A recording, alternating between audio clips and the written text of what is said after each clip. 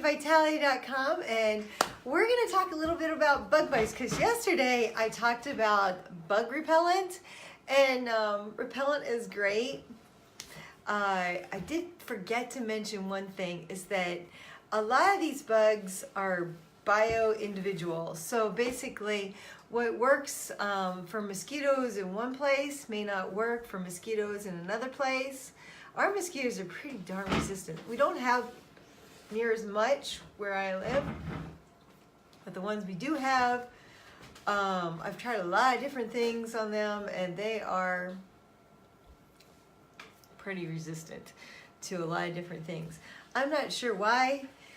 One of the best things to prevent bug bites is just not being out during dawn and dusk, and that's when they like to be out most. And then after the light goes down, and if you're in the smoke of the campfire, I mean, you can often get away with not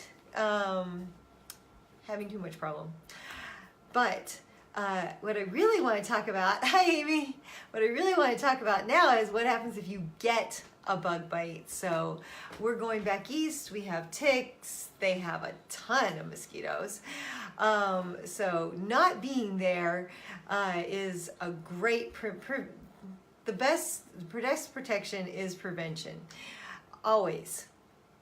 But also being prepared for the inevitable, and that is that we probably are going to get bit or stung or something.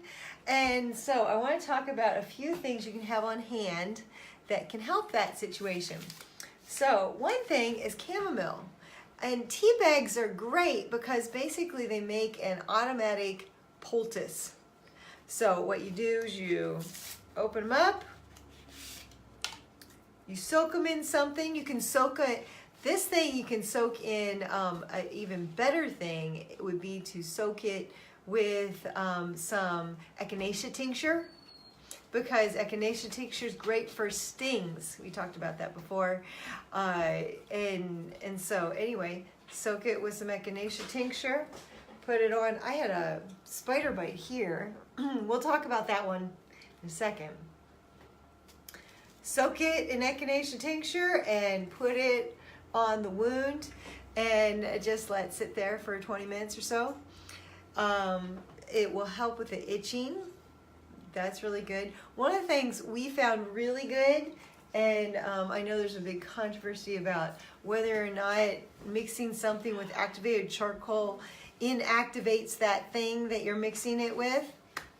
I don't know, but I need something to mix it with anyway. And echinacea tincture was just right there. So I mixed activated charcoal with it and dabbed it on. The activated charcoal itself helps to draw out toxins and inactivate. And it really did help. So I have a daughter that is really reactive to mosquito bites. I mean, reactive, like if you, the whole eye would like swell up, one mosquito bite. So I've had to do a lot to like figure out like what's gonna help this person. And the activated charcoal mixed with echinacea tincture or yarrow tincture really did help. So that helped from the itching and the pain. And so she had black dots all over wherever she had a bug bite. It wasn't, you know, I'm not going to be on Cosmopolitan for it, but it worked. So that's a bonus. There's also yarrow. Yarrow comes in tea bags as well, and I love to have yarrow tea bags for in camping. Now they don't always, the yarrow tea bags don't come like, these are individually wrapped in have a protective kind of coating to keep them really fresh. I really like that, especially when you're camping and you don't know when you're gonna need it, but it's nice to have it when you do, kind of thing. And so, and now I also have chamomile tea bags where, you know, if people are having a hard time going to sleep, or if someone gets a cold, or, you know, like there's a lot of good reasons to calm down someone, you know, to use chamomile. So I love to have chamomile tea bags that are in these foil little containers that can keep it nice and fresh in the camper and be ready for whatever comes your way. That's one of the reasons I put them in my mini first aid kit. I have a chamomile tea bag. So one of the things that I found very, very, very, very helpful in her reaction. So we have 2 homeopathic remedies that I find really helpful for these situations. Ledum, which I use in a 200 potency usually, is a great remedy for puncture wounds. And of course, a sting is a puncture wound. A mosquito bite is a puncture wound. And ticks also, although that's a bite, but it's also a puncture. Joette Calabrese has a protocol for helping to prevent Lyme disease. So if you get a tick bite, you know you have a tick bite, or you suspect you have a tick bite, taking Ledum and she has a whole protocol. You take it a couple times a day for a week, and then you kind of decrease the amount that you're taking each week till you're not taking any. And then if you get another tick bite, you do the same thing. And she said there hasn't been a case of Lyme in doing that protocol. So I'll be taking Ledum along with me. Another thing Ledum is good for is tetanus, and it would be the same kind of protocol. So Ledum, really good for tick bites, tetanus, puncture wounds, anything like that. Okay, the other homeopathic remedy that I found really, really valuable is Apis. And I use mine, I actually have several potencies, but I have a 1 mil. And that's mostly because Apis is for allergic reactions. So if there was a bee sting and I knew this person was allergic, I'd whip out the Apis 1 mil, because we are often in a place where if someone's having an allergic reaction to a bee sting, then there's no hope for them. They're gonna die if they actually have a anaphylactic reaction to a bee sting, because the medical, to get medical help, to get the epinephrine they need in order to stay alive is too far away. They would already their throat would have closed, and there would be nothing we could do. So I always have Apis 1 mil, and I would give that immediately after a bee sting.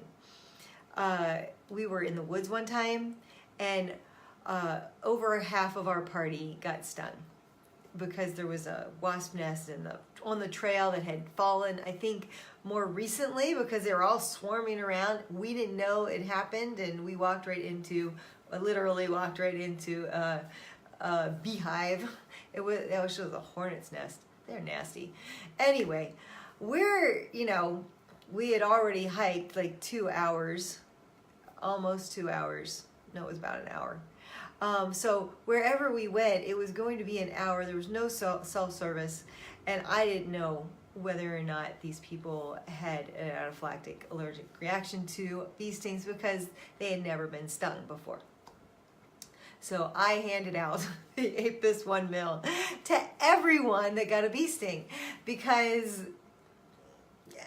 once your throat closes, it's a little bit too late to be trying to swallow something. Although you don't really swallow it, you put it in your mouth and let it dissolve. So that's one thing I always take along with me as far as stings go. Another thing, if they do have the ability to swallow, I always take along nettles, freeze-dried stinging nettles, or a fresh nettle tincture would help if they're not allergic to nettles. So even though nettles is the premier antiphylactic I don't, like I'd be careful with that. I would have my EpiPen. If you are allergic, have an EpiPen if you're not familiar with things. But it's the premier allergic reaction kind of substance. Of course, allergic reactions are always a systemic thing. It's always something that you need to work from the bottom up to get out.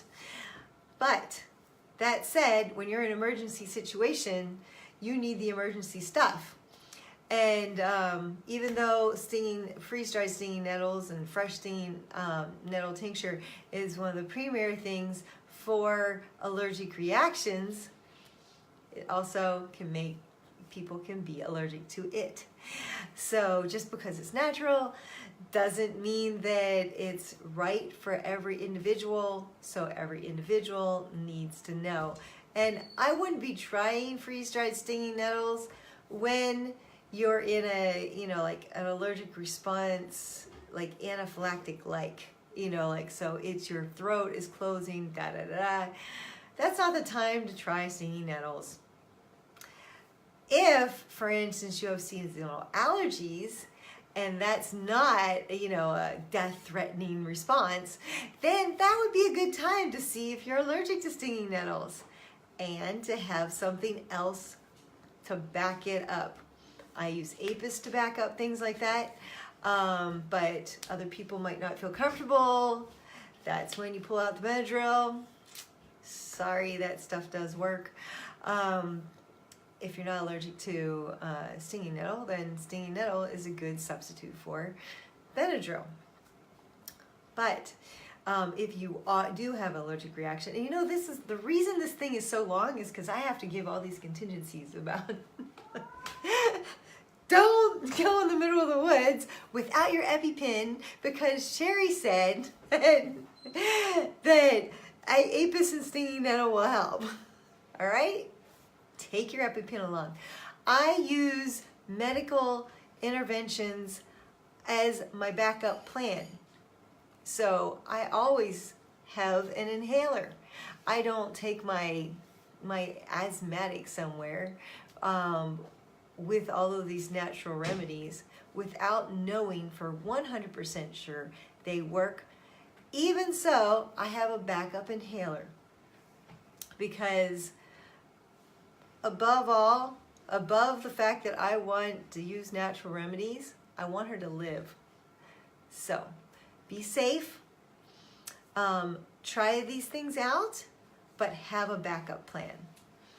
Anyway, have a wonderful summer, and I am this close, guys, this close to finishing a post on first aid for bug bites. So it's going to go hand in hand. I'm going to have a remedy for bug bites, but I'm also going to have how to prevent them, because prevention's always better than taking care of an emergency situation.